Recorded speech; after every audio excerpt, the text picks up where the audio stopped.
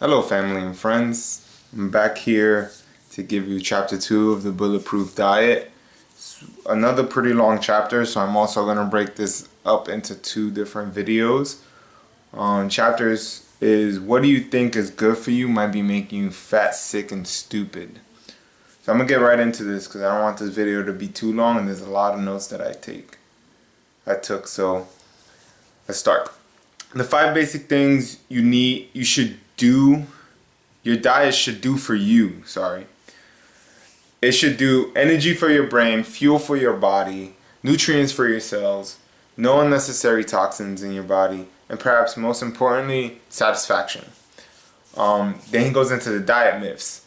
So one of the diet myths you've probably heard growing up is if you're not losing weight, you're not trying hard enough, right?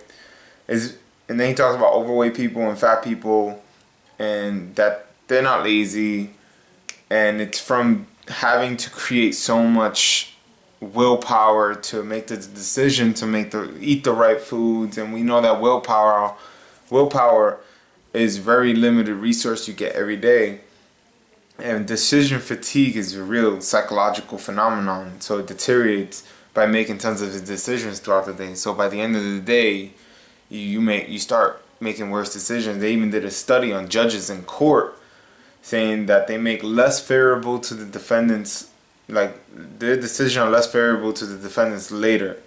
And this, of course, decision makes you make bad choices in terms of food.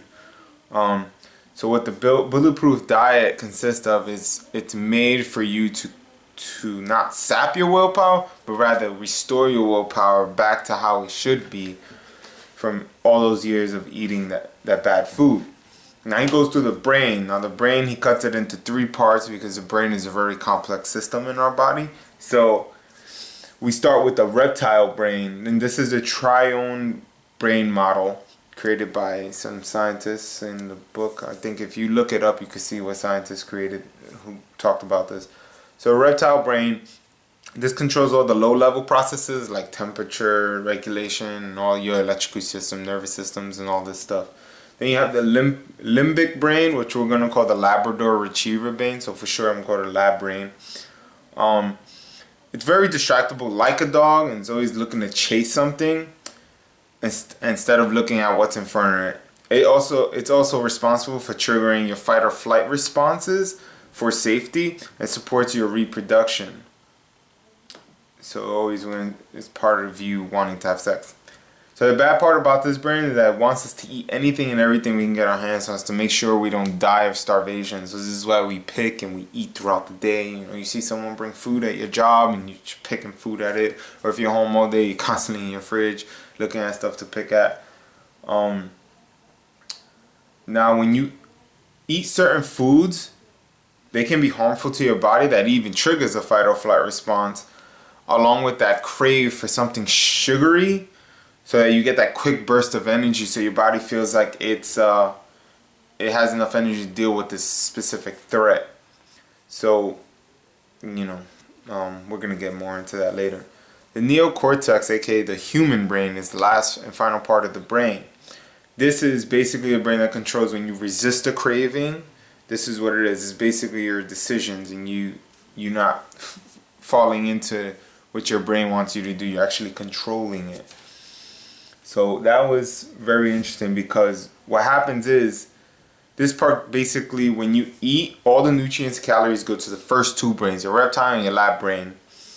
And basically the human brain gets all the leftovers.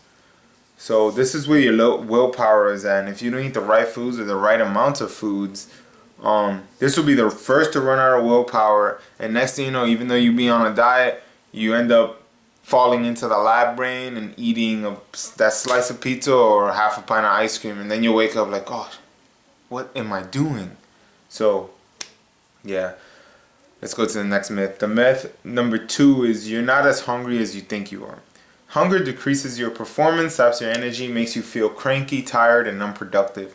Sustained hunger is not a sign of toughness or resolve, because being hungry is honestly a waste of time. You don't want to be hungry all the time. It basically makes you unproductive from doing the things you truly have to do throughout the day.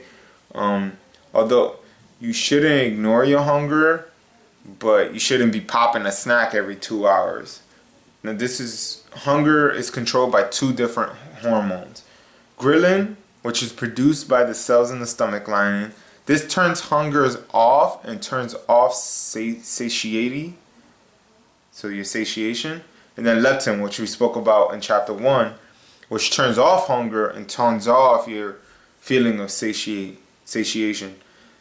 So that feeling you get when you feel like if you don't eat now, you'll die, that's a sign of whatever you ate earlier didn't satiate you. So, pay close attention to that. Now, diet myth number 3 is a low-fat diet is healthy. Now, the scientist who talked about this early in the 1960s, I believe, was Ansel Keys. If you want to look him up, it's Ancel Keys. He shaped the nutrition world by stating saturated fat was causing heart disease, and this caused a low-fat craze to begin.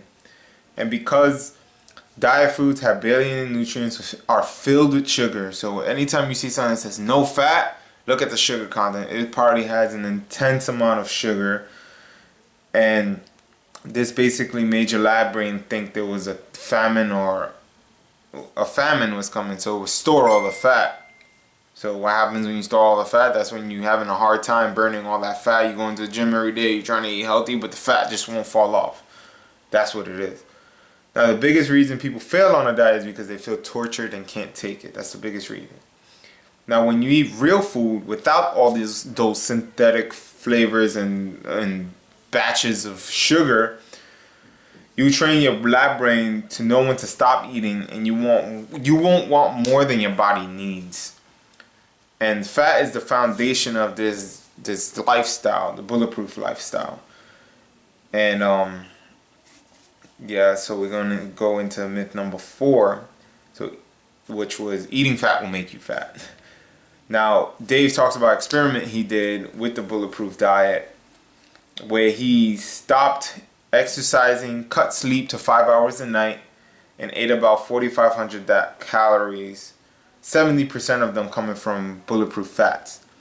According to most nutritionists, he should have gained a ton of weight doing this, but instead had super brain muscles, didn't need any more sleep, and he even grew a six-pack. Because having the right amounts of fat are basically they're clean burning fats, nutritious and satisfying energy sources that keep your body and brain functioning at its best.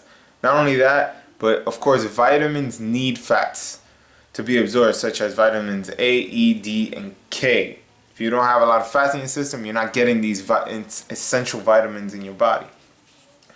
Now, our brains and our bodies need like omega-3s, and I'm sure you've heard of omega-3s, like one of the most important fats you can have in your body, but your body cannot produce them alone. And there's very few places that omega-3s come from. Most people think it's fish, but it depends on how you get your fish, right? Remember what we spoke about before. You are not what you eat, but you're what your food ate. Then we go into the last myth I'm going to do for today, which is cutting your calories is the best way to lose weight. So most diets mess with your hunger hormones and your metabolism, making it easier for you to gain weight later when you begin eating normal again. Like, you ever been on a diet, you lose weight, and then next thing you know, 2 weeks later you gain all the weight back once you go back to normal eating.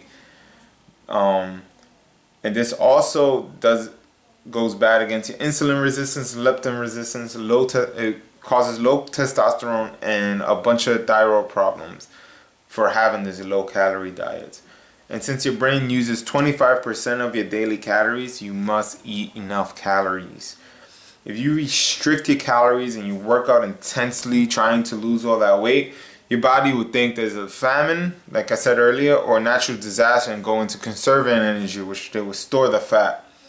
And this leads to you feeling brain fog, fatigue, you get weight gain, and a broken thyroid. And then you end up feeling hungry all the time. I'm going to end it with 50% of your individual calorie burn is related to things that can be easily tracked, like sleep, how hard you breathe, and room temperature. These are things they cannot really see. So you burning calories, it can be different for everybody. Maybe you burn slower calories than I do, or you know what I'm saying? So that's part 1 of chapter 2, because there's 10 myths. So I went through 5 today. I'm gonna go through 5 tomorrow. So hope you enjoyed this, and hope this is helping so far. If you have any questions, leave in the comments below. I'll definitely answer them. So yeah, take care, and as always, stay awesome.